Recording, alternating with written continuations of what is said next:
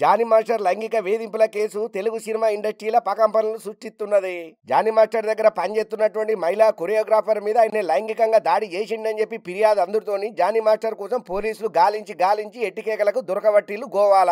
ఇక ఇయాల పొద్దుగాల తెల్లవారుజామున హైదరాబాద్ కు తీసుకొని చిల్లు జానీ మాస్టర్ ను. ఇక గత 3 రోజుల సంది పరారులో ఉన్నటువంటి జానీ మాస్టర్ ను ఎట్టికేకలకు పోలీసులు రిస్క్ చేసి మరీ పట్టుకుని వచ్చిల్లు.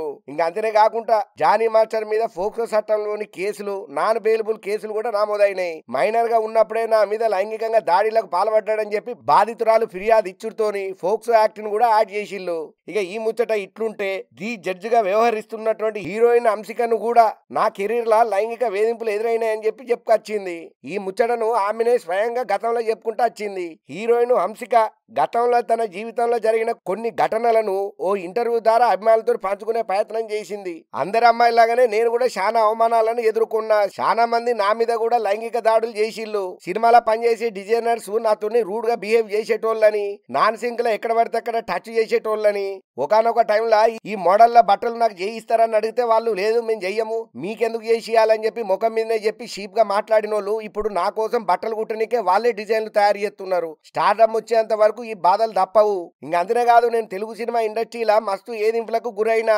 ఒక హీరో అయితే నన్ను మస్తు ఇబ్బందికి గురి చేసిండు. డేట్కి పోదాం వస్తావా, బయటికి పోదాం వస్తావా, అవుట్కు పోదాం వస్తావా అని చెప్పి నన్ను ఇట్లా చాలా రకాలుగా ఇబ్బంది పెట్టిండు. కాకపోతే నేను ఆ హీరోకు తగిన రీతిలో బుద్ధి చెప్పినా అన్నది తప్ప ఇంతకీ ఆ హీరో ఎవరనేది మాత్రం పేరును బయటికి చెప్పలేదు. ఏందో ఏమోనుల్లా ఈ కాస్టింగ్ కౌచ్ ఏందో, ఈ అమ్మాయిల మీద లైంగిక దాడులు ఏందో. ఓ పక్కనేమో మేము ఖండిస్తాం, ఇటువంటి జరగకుండా చూస్తామని అంటున్నారు. ఇంకో పక్కనేమో ఇటువంటి జరిగేటి పాపులర్లు ఉన్నోళ్ళు కూడా ఈ విధంగా అమ్మాయిల మీద అగత్యాలకు పాల్పడుతుంటే ఇక ఎవరికి పోయి చెప్పుకుంటారు. ఏదేమైనా కూడా ఇండస్ట్రీలో పోకడ మాత్రం వీళ్ళ బుద్ధులు మాత్రం మారతలేదు. అవకాశాల కోసం అమ్మాయి వస్తే చాలు కమిట్మెంట్ ఇస్తావా, గెస్ట్ హౌస్ కు వస్తావా అని చెప్పి ఈ విధంగా మాట్లాడుతున్నారు. ఇప్పటికైనా ఈ పద్ధతులు మానుకోవాలని చెప్పి, ఈ బుద్ధులు మారి మీరు మంచి సినిమాలు తీయాలని చెప్పి జర గట్టిగానే సెటైర్లు ఎత్తున్నారు నెటిజన్లు, ఈ ముచ్చట ఎరికైన వాళ్ళు. ఇక జానీ మాస్టర్ ముచ్చటకు వస్తేనేమో వాళ్ళ భార్య మైకుల ముంగట ఊదర కొడుతున్నది. నా మొగుడాటం తోడు కాదు, నా మొగుడి మీద గుడ్డ కాల్చి ముఖం మీద ఎత్తున్నారు. ఇదంతా రాజకీయంగా ఆయన దొక్కాలనే చేస్తున్నారు. లైంగిక దాడులు బాల్పడ్డాడని చెప్తున్నారు. దానికి ఆధారాలు ఏమన్నా ఉన్నాయా?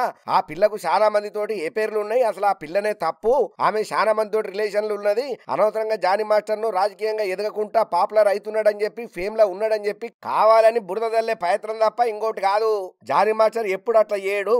లవ్ జిహాద్ అని చెప్పి దానికి ఒకటి కొత్త పెట్టి పెద్ద పెద్ద ఉద్దండులు వచ్చి మైకుల ముంగట గట్టిగానే మాట్లాడుతున్నారు. మేము అంతా షీప్ గా కనబడుతున్నామా? లవ్ జిహాద్ తోటి మేము అట్లా చేసేటోళ్ళ లెక్క కనబడుతున్నామా?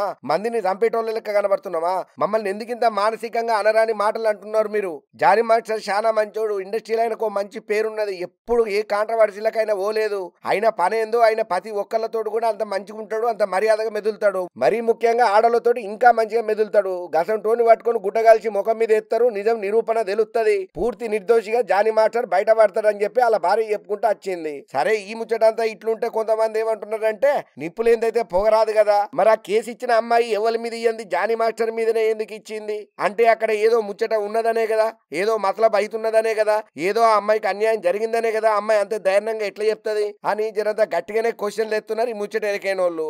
ఏందో ఏమోనుల్లా, నీరు పల్లె మెరుగు నిజం దేవుడెరుగు అన్నట్టు. ఒకవేళ నిజంగా జానీ మాస్టర్ తప్పే చెయ్యకపోయింటే మరి 3 రోజులు ఎందుకు తప్పించుకోవాలి? బరాబర్ బాజాప్తుగా వచ్చి పోలీస్ స్టేషన్ లో సార్ల ముంగట సరెండర్ అయిపోవాలి కదా. నా మీద గుడ్డగాలు చేస్తున్నారని నువ్వు చెప్పాలి కదా. మరి ఎందుకు గోవాకి ఎందుకు పోయినావు, నెల్లూరుకి ఎందుకు పోయినావు, ఏడాడు ఎందుకు తిరిగినావు 3 రోజులు? గింత హంగామా జరుగుతుంటే నువ్వు పట్టించుకోకుండా ఎందుకు తప్పించుకొని తిరుగుదాం అనుకున్నావు అని జనంతా గట్టిగానే వేసుకుంటున్నారు జానీ మాస్టర్ కు.